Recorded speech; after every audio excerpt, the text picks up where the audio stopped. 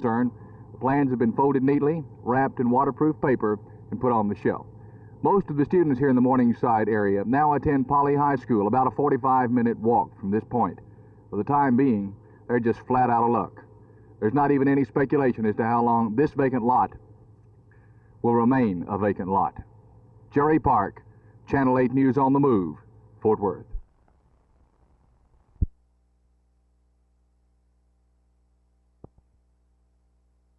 We have one lawsuit filed, and possibly 3, maybe 4 other letters of intent or have notified us that it may belong to them for some reason. Have you had many inquiries? No, we haven't, really. Are you surprised? Frankly, yes. What about the letters of intent to file suit, or at least letters questioning the ownership of the money? Can you identify any of the types of individuals who are writing? From the, I think you're inquiring, is it from a landowner? Yes. Or from the name of the firm or something like this? Yes, we have in those areas. What about members of families who might be curious about the money? Well, I don't have the letters before me, and I do not. They're written from attorneys' firms, and they outline in those letters the specific people that they represent. And I think it represents the landowner, the man who found it, possibly some of the other people who were there.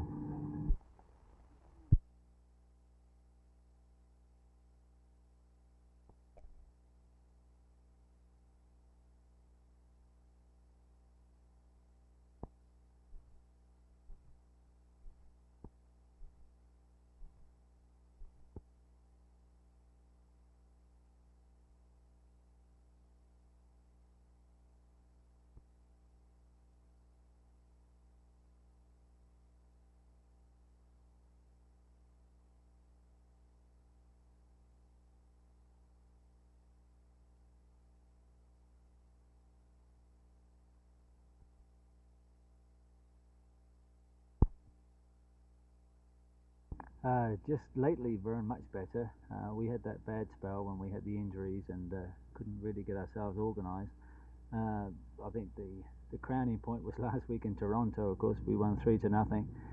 Not just the score, but the way the lads played. We put on a great exhibition there, you know, that must have stunned their fans as well as their team, because we played it as best you could ever play the game, and we showed exactly what potential there is in this team. We played it around first time, very confident, and this is all comes because we got the goals early, and it took this weight off the lads' shoulders, you know, and took this tension away from them. They can play just as they wanted to play, and of course they're all excellent players.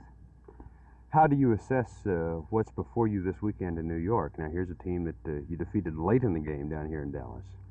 Vern, New York will be tough. They're all tough in this league. You know, some teams are better than other teams, but you never know whether they're going to be right on top of their form and you're going to be a little bit off your form, which will even you up.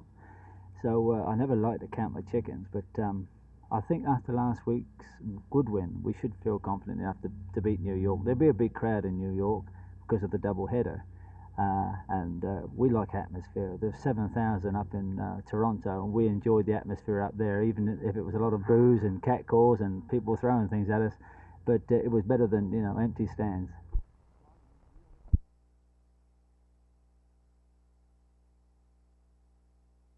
What all the secrecy is about, I don't know. The fact is, Paul Sims is in his last days as planning director of the Fort Worth Community Action Agency. Last night, a letter from Sims was read to the CAA Board of Directors, and for 23 seconds, not a sound was heard. No one spoke in Sims' defense. No one criticized him. The board's decision had been made, and that decision would stand. When this decision was first announced some weeks ago, CAA Operations Director David Payton cast his lot with his longtime friend, Paul Sims. He told me then he could not continue in his post without Sims as part of the CAA. Today, I talked with Payton again. He said, "Jerry, I'm looking for a job. I've been in this business too long." About 60 applications have been filed with the board by people who feel they are qualified to run the agency. No successors to Sims and Payton can be named until a new agency administrator is hired. Some action can be expected on that in the next 2 weeks. Jerry Taft, Channel 8 News on the Move, Fort Worth.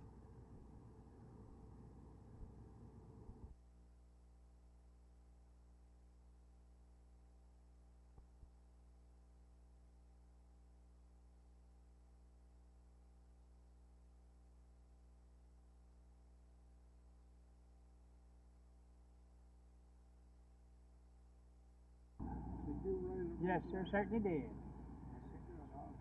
Let me have a sack. Yes, sir, that is a nice vine right you're buying there. I was just telling these people that's the city tomatoes, Jacksonville tomatoes, right in the city limits of Jacksonville. And so, let's see.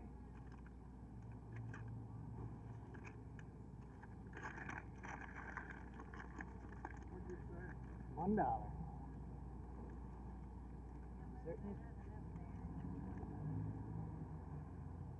Yes, sir. Certainly, thank you. Would you want another one? Yeah. Another sack. Get another one. No, sir, they're not. I'll tell you this. That tomato don't get too large to taste good, I don't think. I've been coming to Dallas for 25 years to the produce, to this market. How bad has the drought hurt you this year? I think it's cut my yield approximately half. Oh, you have to come from Jacksonville. What time do you have to get here every morning? 6 o'clock, So you have to get up at... 3 o'clock in the morning. How about the rate increase? How bad is that going to hurt you?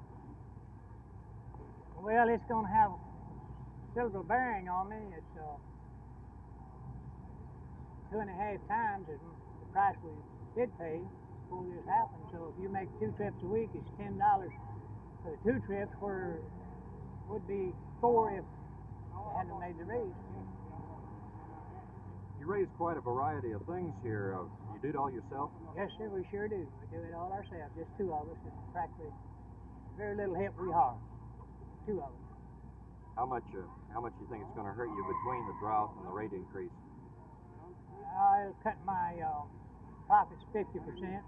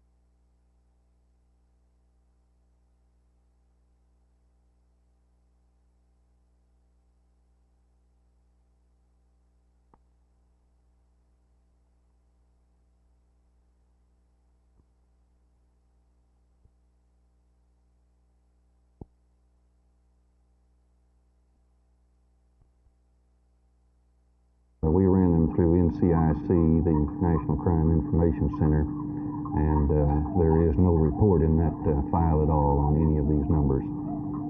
That would indicate then that these particular bills were not involved in a robbery anywhere. Well, not necessarily. I don't think you could completely rule that out. These are old bills, and I don't know how far back they have gone into their files and placed numbers on the computer. What is your next step now? Well, of course, we still would like to ascertain if these bills are here legally. And if so, who the owner is. It would appear at this point, however, that the court will have to establish identity of the owner.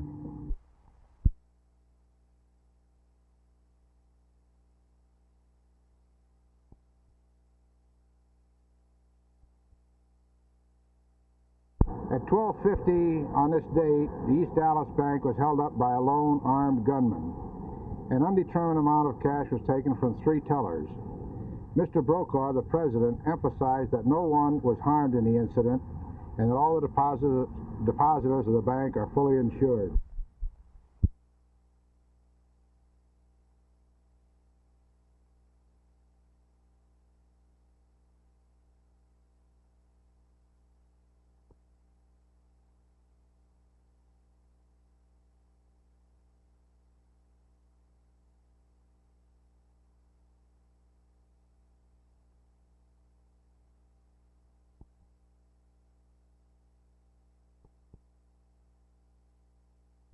This plot of land is owned by the Fort Worth school system. It's designated for construction of a new high school, Morningside. But for the time being, this land will remain just as it is. There'll be no bulldozers, no construction crews, no Morningside High School. Today, the Fifth Circuit Court of Appeals, in line with recent Supreme Court rulings blocking construction on schools that would have a predominance of a minority as its students, enjoined the school system from further plans for this school. The appeals court also ordered the system to come up with a new desegregation plan. The case was remanded to Judge Leo Brewster's district court in Fort Worth. The court was ordered to oversee the reorganization of the district, and the school system was ordered to file semi-annual desegregation reports with this court. School Superintendent Julius Trulson told me that the school's attorneys are currently in the process of translating the lengthy court order to layman's language so school officials can know exactly what they must do. Trulson said the school system has no new desegregation plan in the mill at this time.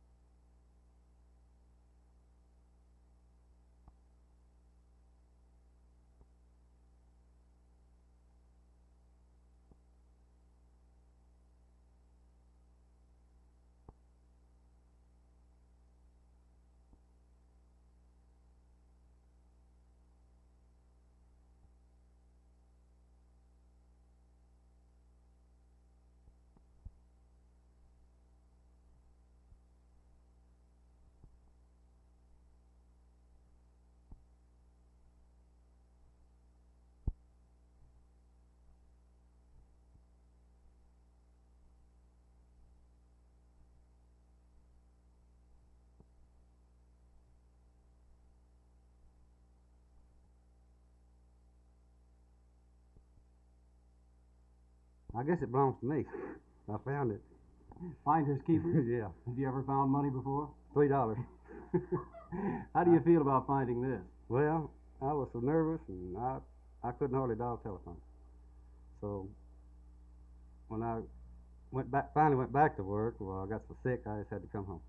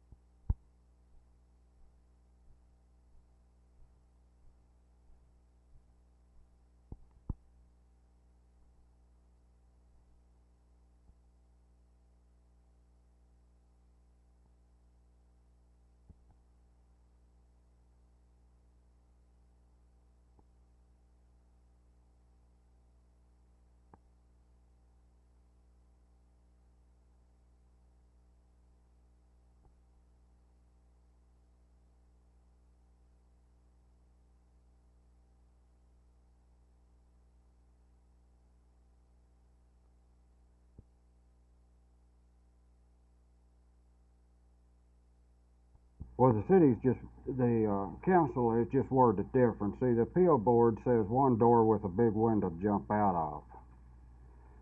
The city council has just worded it different and says one door with a big window to use as a door. Which is still no stairways, it's just another big window to jump out of. These people at San Carroll Apartments had that alternative. Two couples couldn't get out their door or window.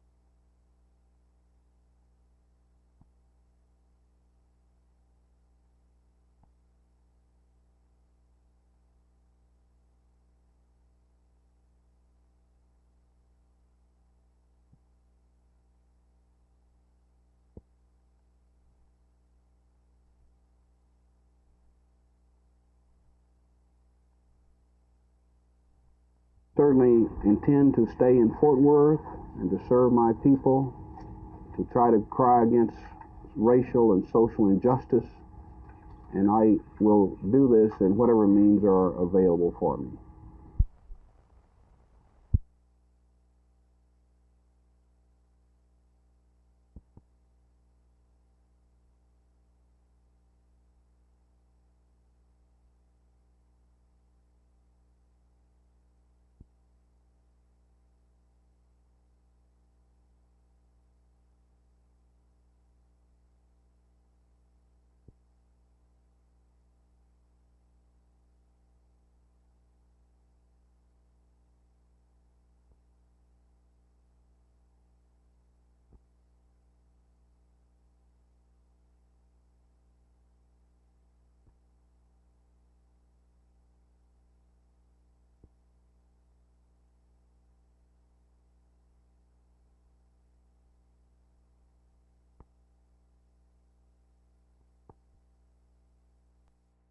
It's been a long, hot, dry spring in Roosevelt Heights. 3 years ago, in 1968, if I'd been standing on this road, I'd have been knee-deep in water. That's when the '68 floods hit in Roosevelt Heights. Many of these houses, water lapped over the floors. It was terrible for the people who lived out here then. It's not much better now, even if it's dry, because flood damage remains. Well, this year, the people in Roosevelt Heights have been offered flood insurance at a fairly cheap rate for their houses. But no one along Moonlight Avenue in Roosevelt Heights has taken flood insurance.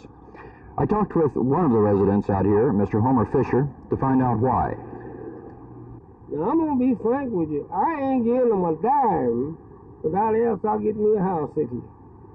How about other people who live on Moonlight? Is anybody taking out flood insurance? No, I ain't looking at nobody but me. That's who I'm looking at. I got to take care of myself. Ain't that right? That's where I'm doing. If I didn't hope me, I'd try to get them. I went to them every time the flood, but no, can't do nothing. We'll deal on fire insurance. Finally, I got damage of clothes in the house. Finally, I got $2,000 of fire insurance here. I got that.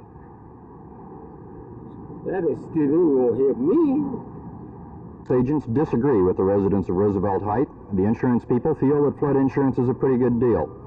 Kenneth Tapley of the Dallas Association of Insurance Agents was on Channel 8 News at noon. Here's what he had to say.